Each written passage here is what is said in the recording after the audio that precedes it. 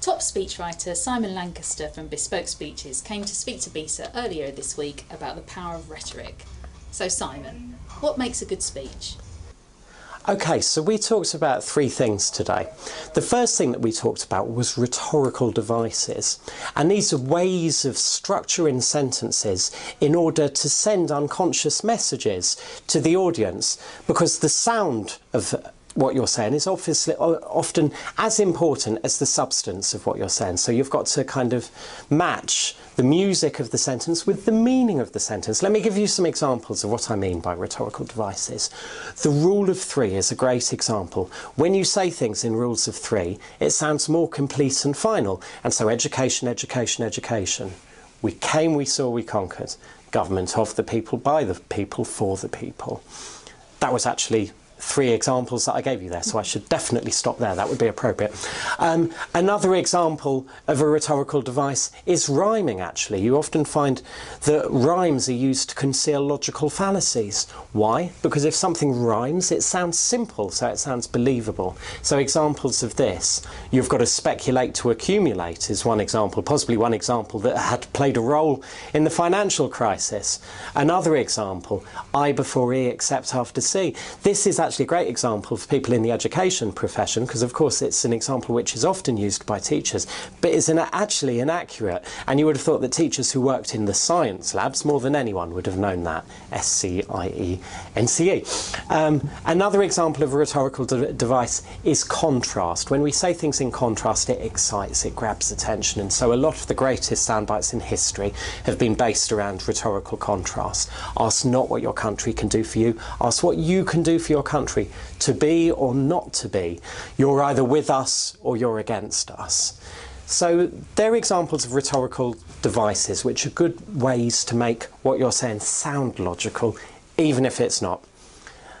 Another thing which can be very, very useful in presentations is telling stories. Telling stories really connects with people on an emotional level, and it's a great way of showing your character as a good person.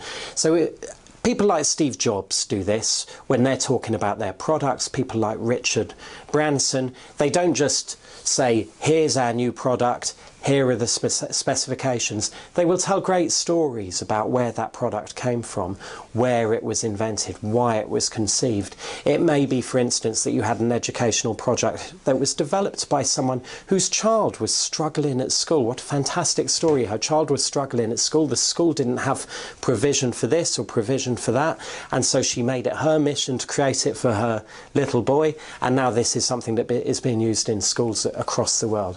So stories. The last thing that we looked at today, possibly one of the most intriguing and covert elements of persuasion, is about the power of metaphor. Metaphors, we use them once every 16 words on average, so our conversation is littered with them, or not littered, because littered is the metaphor of rubbish, and so I don't want to talk about metaphors as if they're rubbish. I might use a different metaphor. I might talk about our speech being scattered with metaphors, which would be better. That would be more appropriate, because that is then creating this image of metaphors being ideas which you plant in people's minds and which grow. But this transforms the way that people think about things. One metaphor that often annoys me that you see coming out of civil servants at the Department for Education is the metaphor of the education system as a car. And so they talk about it being a vehicle for social change.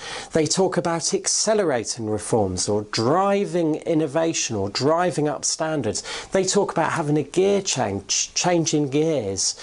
And so you see this metaphor going on all over the place, and obviously it's a very bad metaphor to use from a persuasive point of view, because it puts people into the state of mind that the education system is a car operated by one person. And you might see someone like Michael Gove using this metaphor, even though he's anxious to say to people that there's no more top-down education and instead it's all supposed to be bottom-up, and yet the image of the car, one person in charge, it's not working. The metaphor's not doing the job.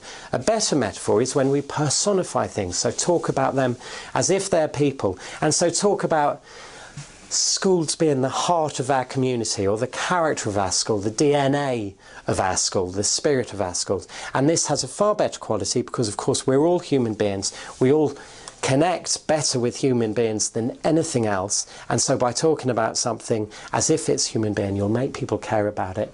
You'll make people love it. And it was great fun talking to everyone today. They were the top 3 things we covered: rhetorical devices, metaphors and stories. And I've got to say, everyone was so lively and responsive to it. I just hope they use it and are able to get out there and sell their products now. Simon Lancaster, Bespoke Speeches, thank you very much. Thank you. Into